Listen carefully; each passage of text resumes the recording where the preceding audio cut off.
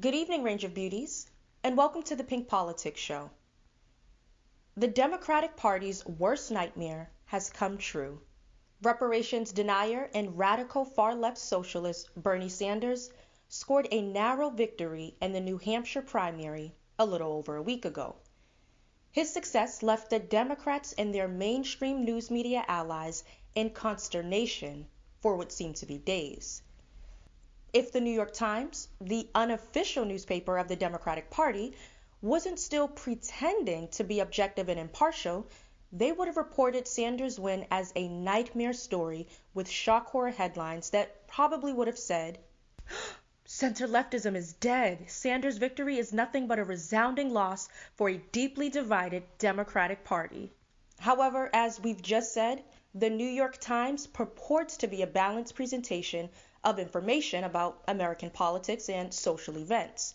So its political activist chairman, Arthur Sulzberger Jr., wouldn't tell his employees to write such a headline.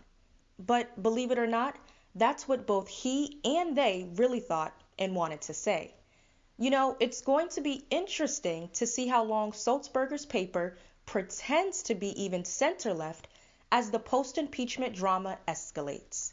And speaking of impeachment, the political party that brought us that symbolic act is not as bashful about telling folks how they really feel or think.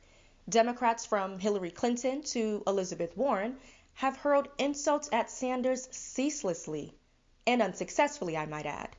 Here's a clip of failed presidential candidate and open borders advocate Hillary Clinton attacking Sanders on Bob Iger's channel, more commonly known as ABC. Check it out.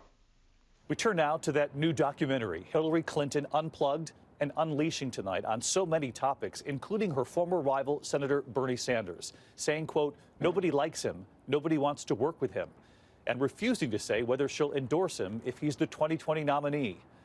Here's ABC's Eva Pilgrim. Tonight, Hillary Clinton unplugged and unleashing. In a new documentary, she opens up about it all, including Bernie Sanders. A quote from the film in a Hollywood Reporter article, Clinton saying he was in Congress for years. He had one senator support him. Nobody likes him. Nobody wants to work with him. He got nothing done. Clinton and the filmmaker both spoke to the magazine about the new documentary, exploring it all. The reporter asking if Clinton stands by what she said about Sanders. She said yes. Sanders off the campaign trail for the impeachment trial, responding today. On a good day, my wife likes me, so let's clear the air on that one. Secretary Clinton is entitled to her point of view. My job today is to focus on the impeachment trial. Why do you think the secretary is still talking about 2016? That is a good question. Ask him. Clinton's comments come just a week after Sanders faced off with Elizabeth Warren over her claim Sanders told her a woman could not win in 2020. I think you called me a liar on national TV.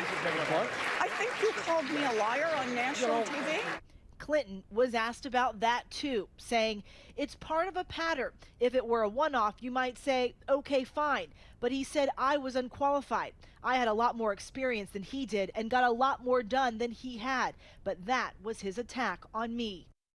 I know she's trying to help her party stop Bernie Sanders and the surge of socialism, but it's obvious that she's still mad about that night she couldn't become the first female to break through the proverbial glass ceiling in politics. She banged the glass ceiling with Bill Clinton's bottle of Viagra, and it failed to break. But Hillary's harsh words for Sanders hasn't slowed down his momentum. If anything, they've helped. He's leading the 2020 Democratic field in Nevada, according to a survey released last Friday. The Nevada poll reported that 25% of the state's caucus goers are ready to cast their ballot for Sanders. This spells more trouble for Democrats. If Sanders goes on to win the Nevada Democratic caucuses on the 22nd of this month, all of the establishment Democrats are going to have to seriously start thinking about ending their presidential campaigns. These establishment candidates cannot survive forever without actually winning a primary, and losing 3 in a row would almost certainly be the end of their candidacies. Now, Sanders knocking off establishment rivals will only worsen the nightmarish situation for Bloomberg and his minions in the Democratic Party.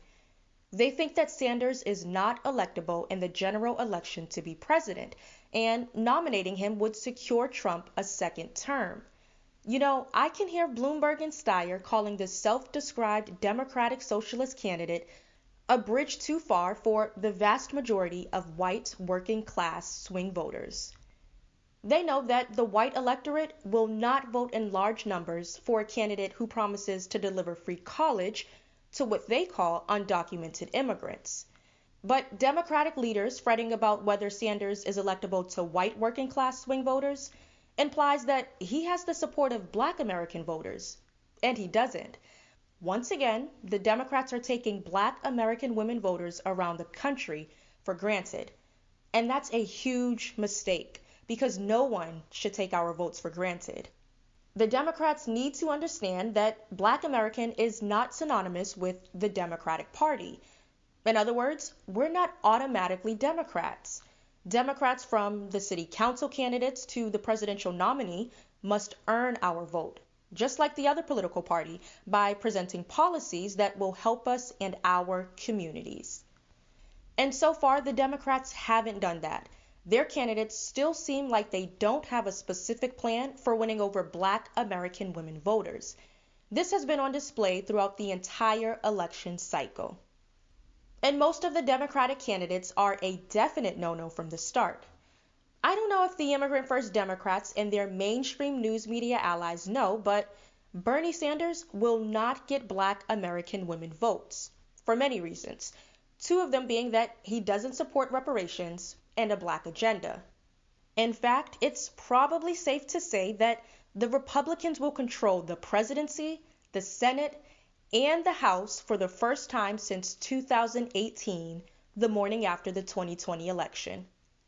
Thank you for joining us. I'm Taylor Washington, and this is Pink Politics, where Black womanhood and politics converge.